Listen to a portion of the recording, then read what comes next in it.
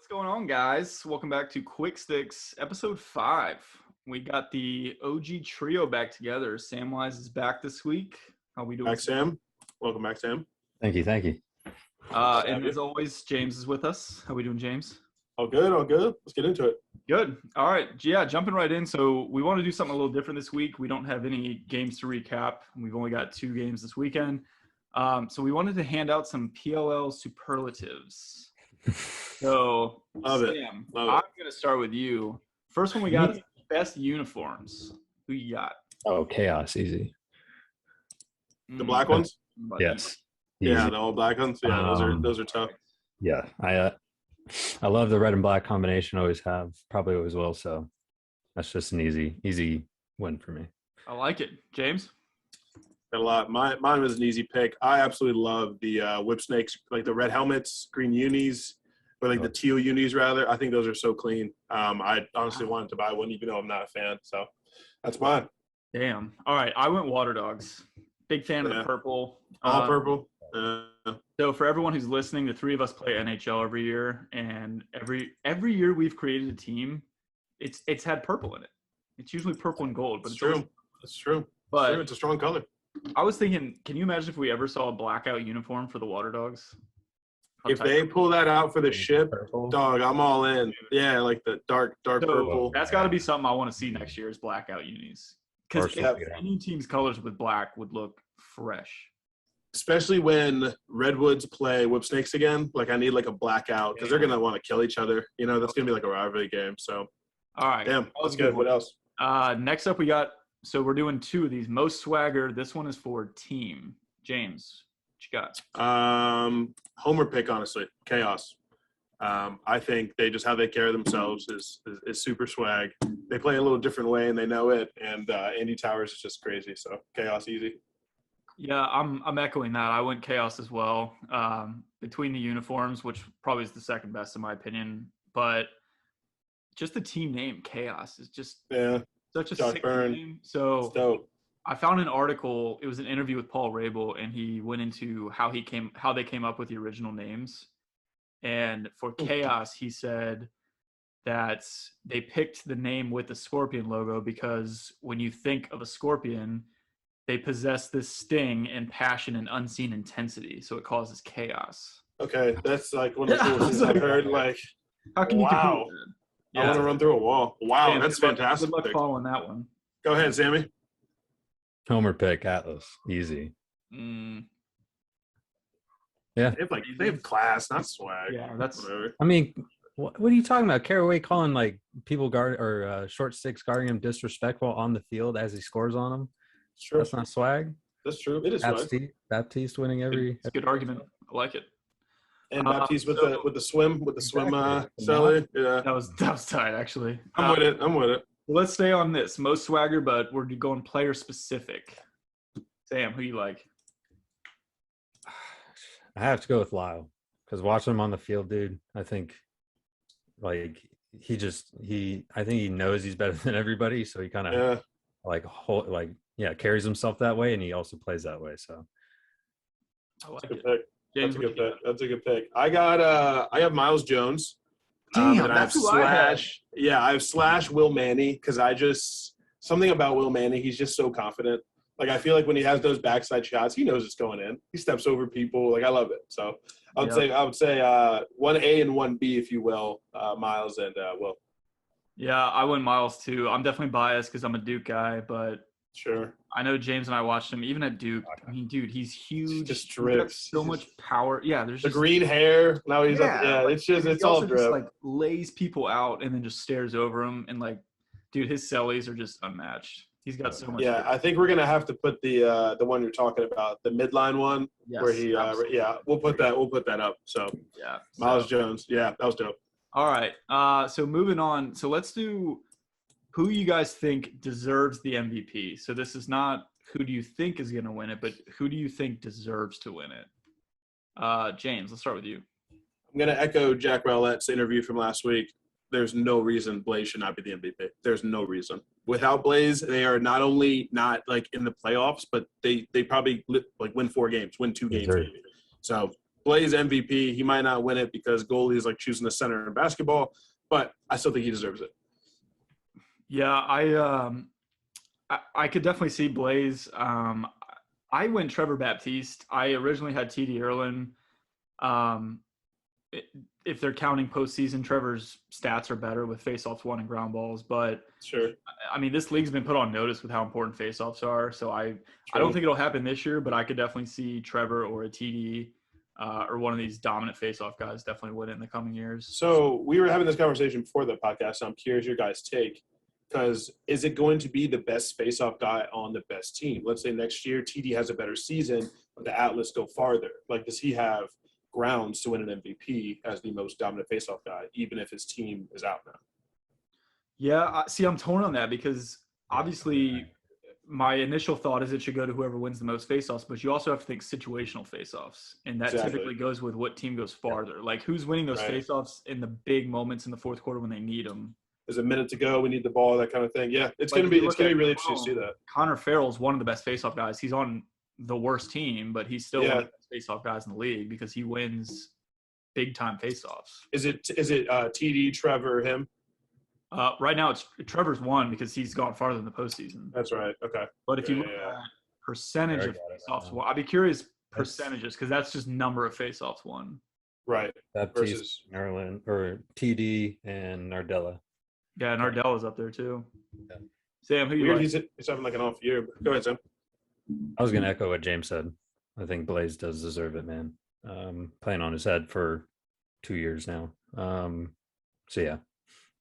I mean, dude, if Chaos – not that Blaze doesn't deserve it already, but if they win this game and he has another game like that – that's what I'm saying. It's gonna have to be a conversation. Right. It's going to have to be a conversation. Like, I don't want to jinx it, but he will. Like, we've said he won't every game, and then I'm done down Blaze. What else we got? All right, next one we've got is most likely to make the biggest jump next season. So this could be a player or a team or both. I think you guys know where I'm going with this. I'm going Chrome. There's nowhere to go but up for Chrome. So the thing I have is when you look back to the 2020 season, which was a short season, people forget Chrome weren't finished in second place. They only had one loss. Yep. So I'm pairing that with they were riddled with injuries this year.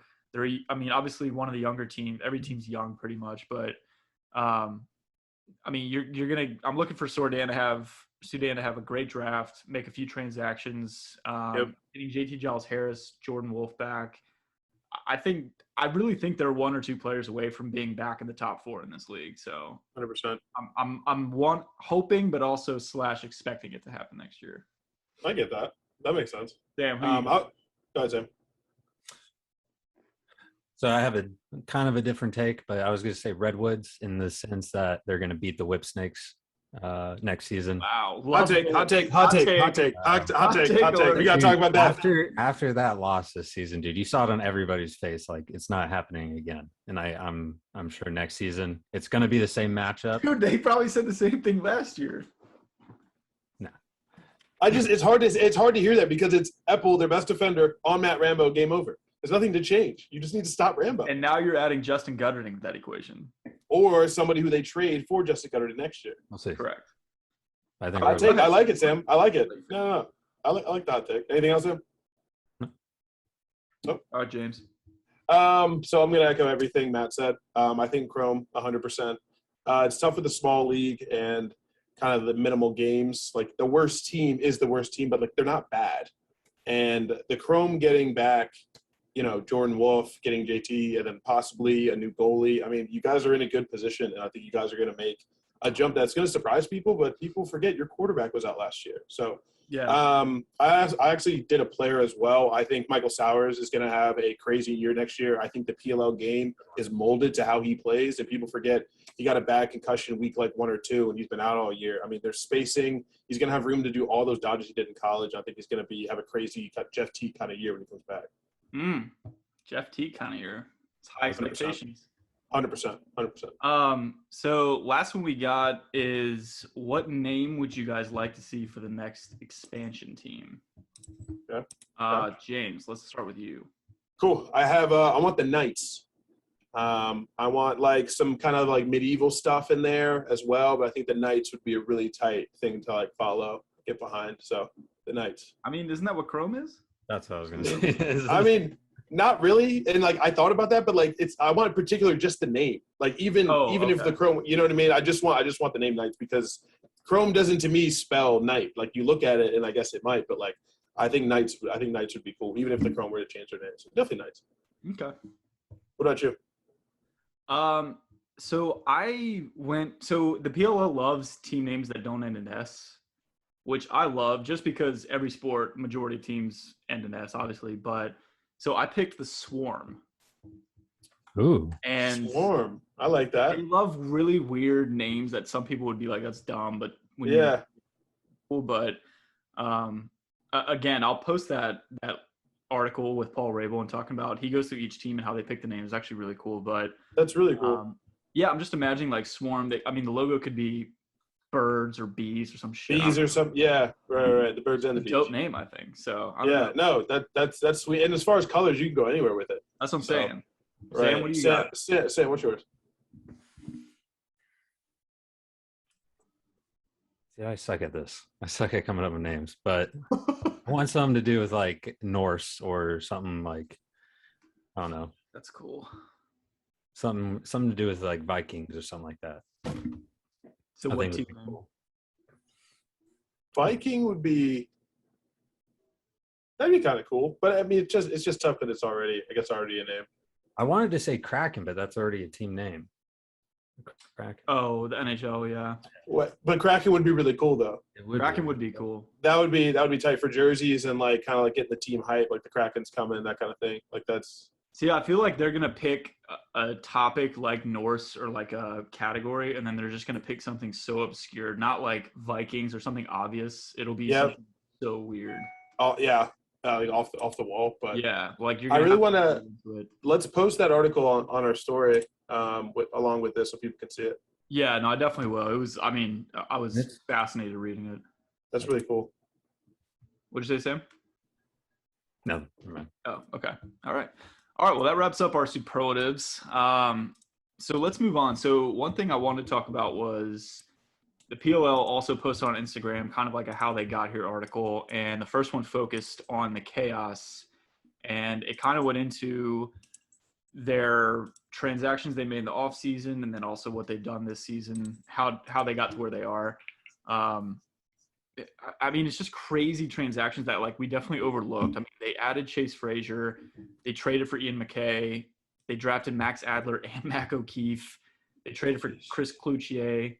I mean, just like one after another, just transactions that turned out to be incredibly beneficial for them. Right. James, you're our in-house chaos fan. Which one of these transactions do you think had the biggest impact this year? It's really hard to say because Chase Frazier has had such a great year. But I think Ian McKay was actually the bigger trade. They lost Connor Fields in it, but Connor Fields actually ended up holding the ball a lot and kind of holding their offense back. As we're seeing now, the offense is a little more fluid, but people might not realize that Ian McKay is an LSM. He plays short stick D-midi, and he runs transition. So the man's getting ground balls. He's scoring goals. He's playing like long pole. I mean, that's a trade that it looks like on paper the Chaos won. I mean, Archers are now out, so it's interesting to think that. But I think the Chase Frazier trade is huge, especially towards the end of the year and the injury to Chris. But I think McKay was definitely the bigger pickup. Yeah, I mean, I think a lot of people look at that and see they gave away Connor Fields, who's doing well, but I mean, yeah, when you go back and look at the tape, I mean, he just I don't know what it was. He wasn't meshing that offense to his full potential, but yeah, I mean, you can't say Chaos lost that trade. There's no, not at all. And I think that's what makes these coaches so good is they don't get the best players. They get the player that they need. Yeah. Like giving up Connor Fields, that meeting was probably tough, but at the end of the day, it's like we have the offensive power. Josh Byrne can be our guy, but it ended up being really good. And another thing I wanted to say is Kyle Jackson, who actually is now getting playing time because Chris is out with that injury. And like, spoiler alert, he's another Hill Academy, another Canadian. He had 6 points their last game. Yep. So it's like it's really hard to say that Andy Towers didn't really put all this together. I mean, it really is meshing at a good time. So I think those were perfect, honestly. And I'm a little biased, of course, it's a homer pick, but I think they really had a great offseason. Yeah, I mean, you can't deny that, even if you hate Chaos. But absolutely, I mean, I was focusing on Chris Cloutier. So if you guys don't know, the Chaos traded for him. So James, they gave up a 3rd-round pick for Chris Cloutier. Did you know that? I didn't. I'm wondering, though, was this pre or post weight loss for Chris? Remember, Chris lost 40 pounds this offseason. So it would have been pre then. It would have been pre. Wow. Or probably, yeah. That's crazy. I forgot about that. Yeah, because he was like he was sick of being like just like the bowling ball, wanted to dodge a little more. He cut weight, got a new diet, and now he's down to I think like 225, maybe 230. Damn. So, well, good for him. Yeah, right. So it's crazy. I mean, but yeah, he's had a great season. He had 19 points. He's had some, injury issues. Hoping he can back on the field this season, but I don't know. It might be tough. I thought Sam had something about a little goalie trade that we made that maybe he wasn't privy to or wasn't cool with. Sam? Yeah, like we were talking before. I just said the trade giving Dylan Ward to the Water Dogs help the Water Dogs out, and not saying that getting Westberg. Hey, not saying that getting Westberg and getting a 1st-round pick in the next year's draft isn't a good trade-off, but they might face Dylan Ward in the championship if all things work out, and it could be biting him in the ass, is all I'm saying. I want to agree with that. I generally believe wholeheartedly Dylan Ward is not the reason the Water Dogs are in their position. No. I mean, he's not the sole reason. I mean, but no, and I don't think he's made big saves when he needed to.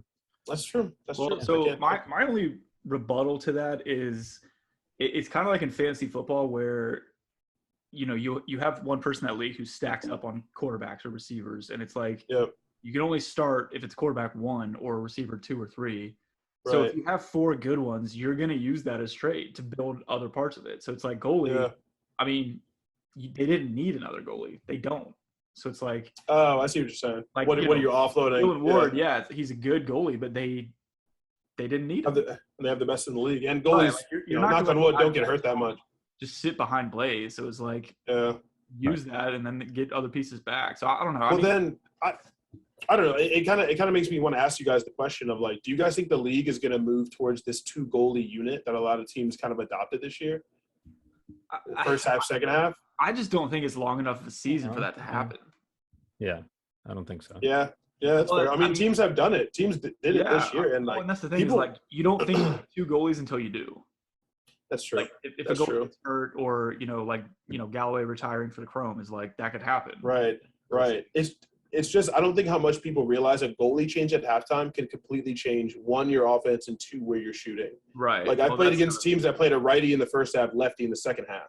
Right, your offside hip is now your stick side high. Right, and you're seeing that with NHL too, where exactly goalies are getting pulled after the first period if they let in 3 goals, and then magically that team's right back in the second period. Exactly, it's hard, and maybe if you have a lot of high shooters, Adam Gittleman baits people and shoots high. There's a lot of goalies who give up bouncers. There's Cannon, who I ask Sam every single year, why does this man save everything on the doorstep? But if you're 17 yards out, it's cash. It makes no sense, but. It makes no sense. But, I'm curious if the league's going to move to that because there's enough goalies to do that. So, I don't know. We'll see. So, James, one thing on that post, the top comment on that PLL post about Chaos was how Chaos got here. This dude wrote, how Chaos got here, ... Blaze. That was facts. That is the answer. That is the answer. I mean, all right, so let's move on to our game prediction. So I know James and I did ours last week, so we're going to recap ours. And Sam, you want to get yours as well. First game we got is Chaos Atlas. Sam, go. I need to hear Sam. No, Atlas, come on. I know, but I need a score. What do you think the score is going to be? I need a score difference. Score? Oh, yeah. This is aside from our bet. Remember, we still have our bet on this game. Ooh, what's the bet? $10. Wow, big stakes. USD.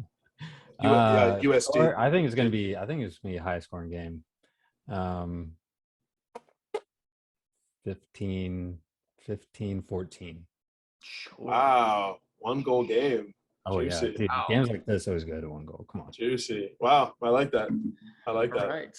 I'm sticking with Chaos, man. I said it last week with Bryce on. I've bet against them too many times. I can't do it anymore. I think Blaze is going to keep staying red hot in net. Jack Rowlett versus Jeff Teat is going to be probably the best match. Oh man, that's fun. Oh yeah, put that on a repeat. I'm taking Chaos. James. So regardless of my bet, I still have the Atlas winning this game.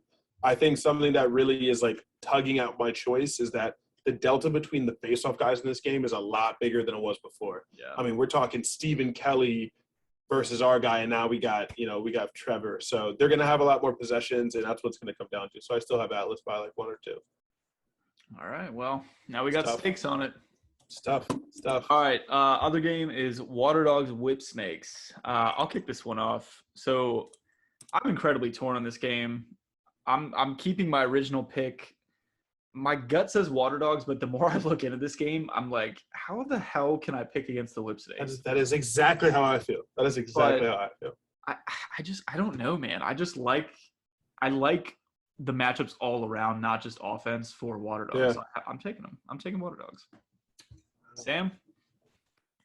Wait, hold up, Matt. You got a score difference on that? I'm curious. I actually think I said 14-13 last week. 14-13, that's right. So I'm taking. Okay. So I said whoever wins, I think it's going to be a 1-goal game, but I'm taking Water Dogs 14-13.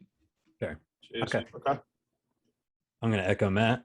I'm going gut feeling. I think Water Dogs are going to make this a scrappy game, and I think they're going to pull out on top. Wow. I think it's going to be a higher scoring game. I think not going to break 20. 20? 20. I was going to say 20. We're not going to break 20. Give me 20 goals. I think it's going to be 18-16. Wow. High scoring affair. Sure. All right, James. Well, you guys went with your gut pick, so I'm going to go with my gutty pick. I think. Dude, no.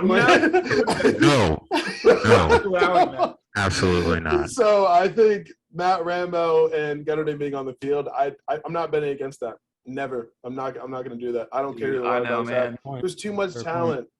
There's too much talent. It's going to come back to bite me. I know it. I mean, at some points, there's going to either be a short stick on Zed, Rambo, or Gutterding.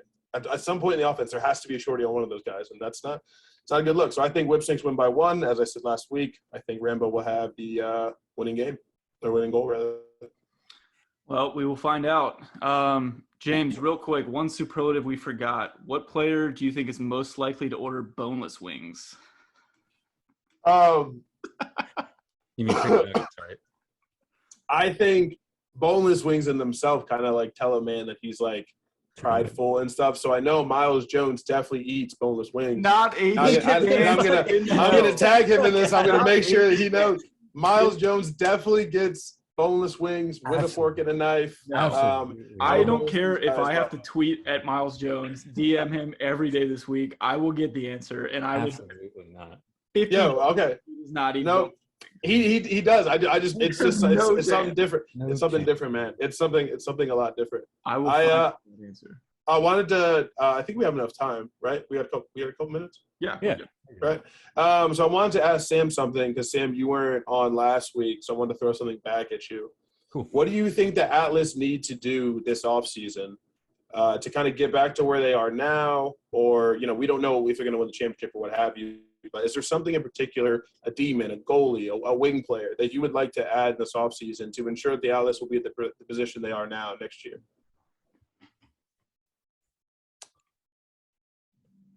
I think our offense is pretty solid. I think defense, not saying they're lacking in any capacity because, they're in semis. But